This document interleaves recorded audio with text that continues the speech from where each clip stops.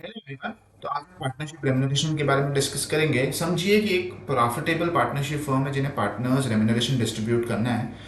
So they have to follow certain limits prescribed in income tax. तो वो बोलते हैं कि 60% of your total book profit can be given as partners remuneration. Higher side पे there are other limits also, but 60% आप समझिए। लेकिन यहाँ पे टर्म्स पे एम्फेसाइज जो किया है बुक प्रॉफिट किया है। तो बुक प्रॉफिट क्या है? बुक प्रॉफिट जनरली कैसे आता है? मेरा income minus expenses my book profit. तो now it is very important to understand कि मेरे बुक प्रॉफिट मतलब बुक प्रॉफिट कैलकुलेट करते हो कि इनकम में क्या क्या पोर्शन आ रहा है।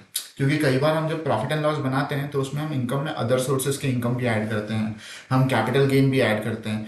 तो क्या ये सारी चीज़ें भी ऐड होगी जब मैं बुक प्रॉफिट कैलकुलेट कर रहा हूँ? बिकॉज जस्ट एन एग्जाम्पल, अगर ये 1 करोड़ का वैल्यू है अदर अदर सोर्सेज के कैपिटल गेन्स के, तो इसका 60% can also will also be allowed as partners remuneration is the question to be addressed. तो हमारे कैलकाटा हाई कोर्ट का एक केस लॉ है in the case of Sirajuddin and brothers 2012 का केस है, विच सेज दैट कोई भी इनकम कहीं से भी आपने सोर्स किया है तो वो आपका टोटल इनकम होता है। ये सेक्शन 5 बोलता है।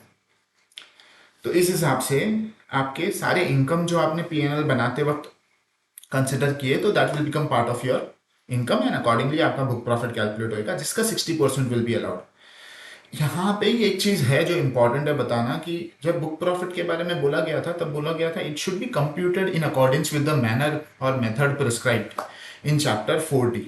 तो हमेशा एक चीज खाली ध्यान रखना है कि हम कोई इनएक्सेसिव या एक्सेसिव या इनअप्रोप्रिएट क्लेम ना कर ले just for the purpose of claiming partners remuneration deduction on a higher side. उतना ध्यान रख के आप करिए income include, there is no problem. तो आप अदर सोर्सेज के इनकम भी अगर प्रॉफिट डिराइव करने के लिए इंक्लूड कर रहे हो ना book profit, that is fine.